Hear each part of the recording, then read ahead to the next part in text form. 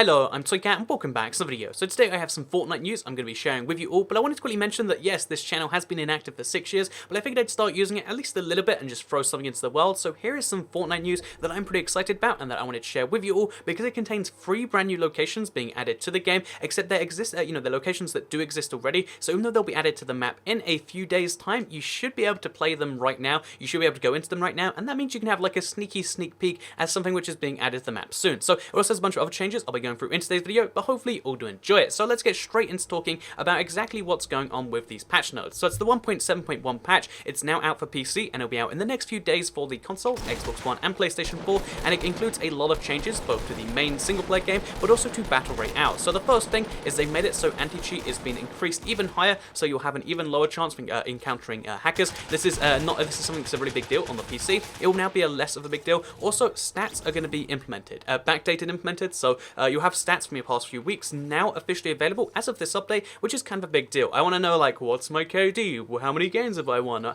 want to see this sort of stuff because it feels like I'll have some progression with that. So then, as well as that, they've tweaked quite a few weapons, quite significantly too, because they've taken the semi-auto sniper rifle and they've increased its damage by 50%. The idea being, if you want to have a long range, kind of like spam rifle, you'll now have like the semi-auto sniper do that, whereas right now, the scoped assault rifle is just better than it in almost every way, unless you want bullet drop, unless you want like slow kills and you want to just like do some weird stuff. I feel like the scoped assault rifle is just so much better than the semi-auto, and that's why they've made the semi-auto more powerful, and they've made it so that you won't pass it up just because of its low damage, and it's going to be very close to the regular sniper rifle's damage, which I think is important. Also, alongside that change, they've decreased the scoped assault rifle damage by 33%. The weapon was way too effective at its current role and needs to be scaled back slightly, and basically, yeah, because it's a it's a hit scan weapon that actually has a crosshair, it was so powerful. It was essentially the sniper of the game because snipers are tricky to use at really long ranges, so instead you could use a scoped assault rifle, and they made it 33% less powerful, which means they'll take an extra bullet or two to kill, which really does limit its use, but still makes it kind of useful for those endgame situations.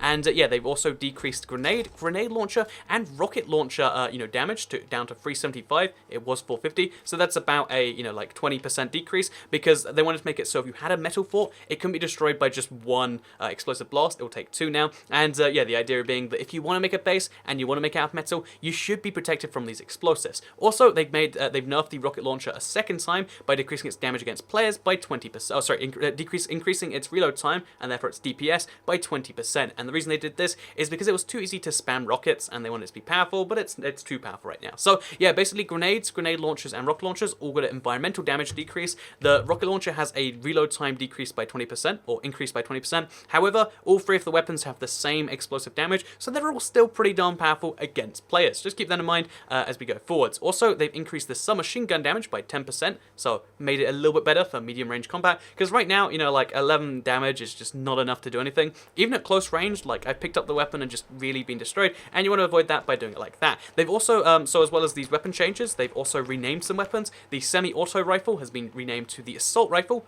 brackets burst, which is semi-auto to most people implies single shot, so it's now the burst assault rifle. The semi-auto handgun is now just the pistol, and the semi-auto shotgun is the tactical shotgun. So no more semi-auto weapons besides the semi-auto sniper, just tactical shotgun, pistol, assault rifle burst, and then the semi-auto sniper rifle. So then we've also got some changes to the battle bus. It moves 50% faster now. They wanted to decrease the make it so that like just getting out first wasn't the best strategy, so they made it so you can skydive 50% faster, and the battle bus will travel 50% faster too. They both have 6,000 move speed, which essentially means you can land a lot faster, even if you want to land on the opposite side of the map, which means people spread out a little bit more, and that's a good thing in my opinion. Also, the final storm safe zone will now entirely close, so you can never be stuck in a stalemate where you're both like above each other. Instead, the game will eventually just close it all together, and whoever lives longer is the winner. So also, they made it so players can now search supply drops without interruption from storm damage. Not sure what that really means, like you can just search it and never get storm damage. Improve the pre-game warm-up UI to indicate server is waiting for players to connect,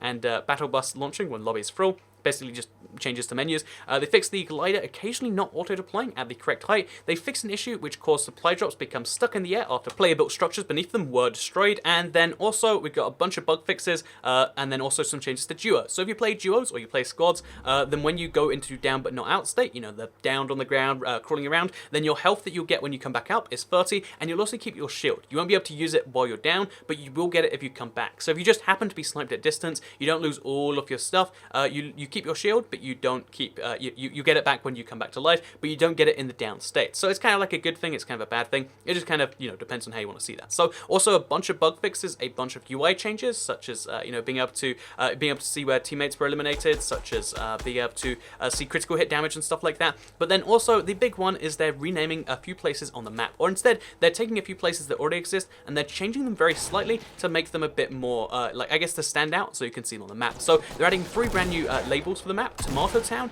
Dusty Depot, and Salty Springs. So this is what the new map will look at like. As you can see on the right side there, we've got Tomato Town next to the Wailing Woods, we've got Dusty Depot next to Retail Row, and we've got Salty Springs, which is just above the Fatal Field. So now you can see the imbalance on the map is really crazy between the right side and the left side. There's like 2 or 3 places on the left side of the river, and there's like 8 on the right side. So there's a big incentive to go right rather than left, and they just wanted to kind of like label places that already existed. And they've also added some new buildings to Tomato Town to really make sure that they all have their own unique uses. So I thought that was interesting. Maybe you do too. And this is probably the biggest one actually, because they've also added more chest locations and chests to the northernmost and southernmost bridges over the river to make sure that you want to go over the river more, as well as to the Lonely Lodge and container area to the west. So the container area is getting even more powerful as of this update, which is obviously a good thing.